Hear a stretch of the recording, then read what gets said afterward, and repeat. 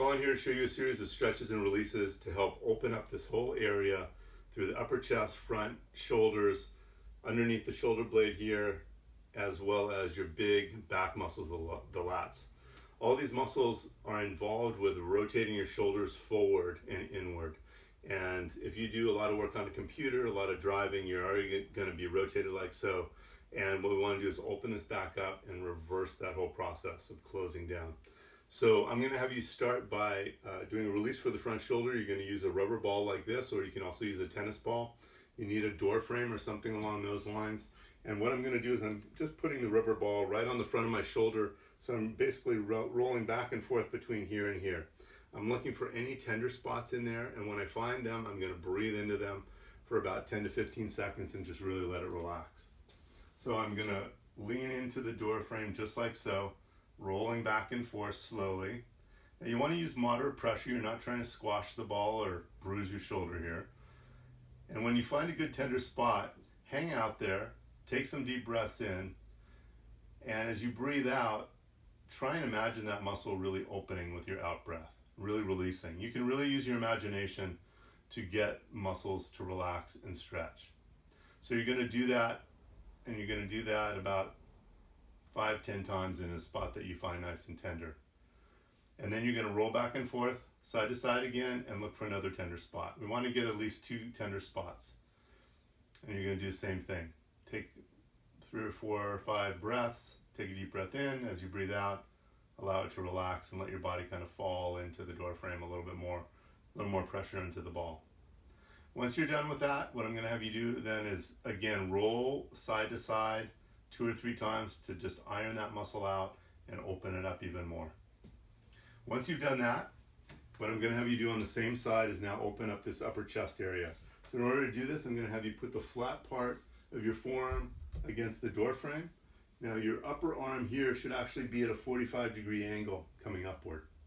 What you're going to do is you're going to step forward with the same side foot as the side you're stretching. So I'm stretching out the left side here. I'm going to step forward with my left foot, and I'm going to lean forward. Now I'm leaning forward. I want to keep my shoulders as square as I can and my hips as square as I can. I'm not looking to rotate away from it or rotate in toward it. And I'm just going to lean forward and let my body weight really create a stretch right through this area here. You want to hold this for 30 seconds to a minute. Really breathe in again to any area that feels tight, imagining it opening up with the out breath, and just continue to do that for, like I said, 30 seconds to a minute. Then you're going to do the same thing on the other side. You're going to release the front shoulder with the ball.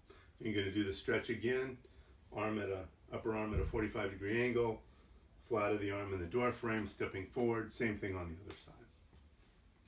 Once you've done that, now we're going to go on to releasing this area underneath the shoulder blade here. So this is one of your rotator cuff muscles called the subscapularis. I'm going to sit in a chair, and obviously I'm sitting in an odd way in the chair. The reason for this is I want you to put your arm on the back of the chair like this, and you're going to be taking your fingertips, and you're actually going to be coming right along this line here of your front shoulder and chest as it kind of comes down here, scoops down here. What you're going to do is take your fingertips, and you're going to slide your hand straight back as if you're bringing your fingers right toward the rear wall. And what you'll find if you follow right along this line here is that you'll bump into a bone, and that bone is the underside of your shoulder blade. So you can put your hand just like this, slide right along, you'll bump into that. Now if you push down with your hand into the chair, you will probably feel that muscle move underneath your fingertips. That means that you're getting that subscapularis muscle that you want. From that position, what I'm going to have you do is gently move your fingers side to side and up and down, looking for some tender spots. You're not trying to dig up and in into your shoulder blade or into your armpit. You're trying to just get that underside of the shoulder blade. So when you find a tender spot, same thing as before. You're going to take some deep breaths into it, 5 to 10 deep breaths, let it relax, and just keep imagining that area opening up and loosening. You're going to look around by moving your hand back and forth and up and down again, looking for another tight or tender area to loosen up. Do that 2 or 3 times, and then you're going to move on and turn the chair around, do the same thing on the other side. Last thing we're going to do is stretch out these big back muscles called the latissimus dorsi. What I'm going to have you do for this is I'm going to have you use a chair. You could also use the edge of a desk, anything like that. What you're going to do is put both hands flat on that chair or that desk. And notice my knees are on the ground here. What I'm going to do is I'm going to slowly stretch by bringing my butt back toward my heels. And what I'm going to feel is a big stretch through the muscle here.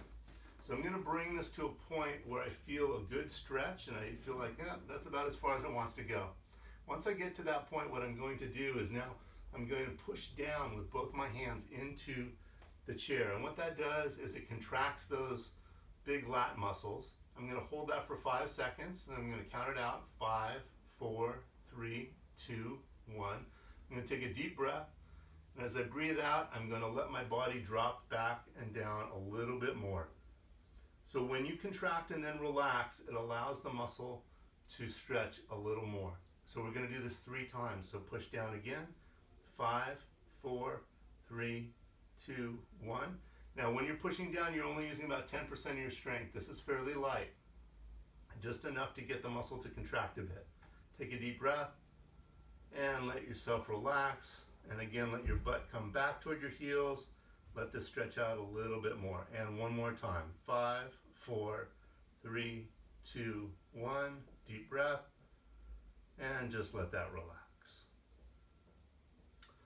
So this is a very good routine to do before your workout and after your workout.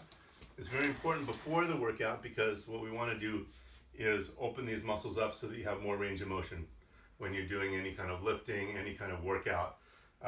And then after the workout, the advantage is that we're resetting the length of a lot of these muscles. Remember, your body and your musculature will adapt to the position you're in the majority of the time.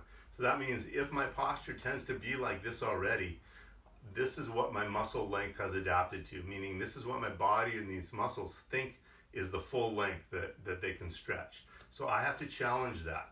So if I challenge that and open it back up, I'm resetting the length. So if you do your stretch before your workout, and especially after your workout, when you stretch out, you're resetting the length after you've really exercised these muscles. So you get them back to normal length. And that means that carries over all the way through your sleep and into the next day. What we want to do is get the ball rolling in a good direction, meaning continue to open, and create more flexibility and more ability to open up through the upper body. The way you do this is not by doing a little bit of stretching before you work out, then working out and tightening up again, and then forgetting about it till your next workout. The way you do it is by stretching before your workout and then again after your workout, so that you're resetting the length. So the whole rest of that day, evening into the next morning, till you go and you stretch again for your next workout, the muscle length is set to the way it should be. It's set to the correct length, and your body can really start to get a positive momentum going and a better postural state going. And I think you'll really feel the difference.